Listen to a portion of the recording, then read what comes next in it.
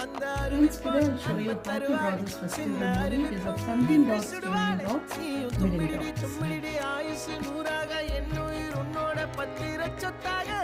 பார்வை உன்னோடு உன் பொம்மை கண்ணோடு பேசாமல் விண்ணோடு நாம் மிதந்து போவோம் காதாரா அடியானாலா நான் தாங்க மாறோடு வா மிருது தேரே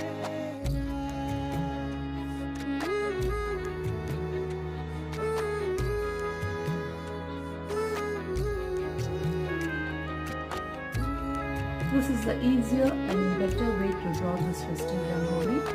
Please do like, share, comment and subscribe to my channel. Do watch my playlists.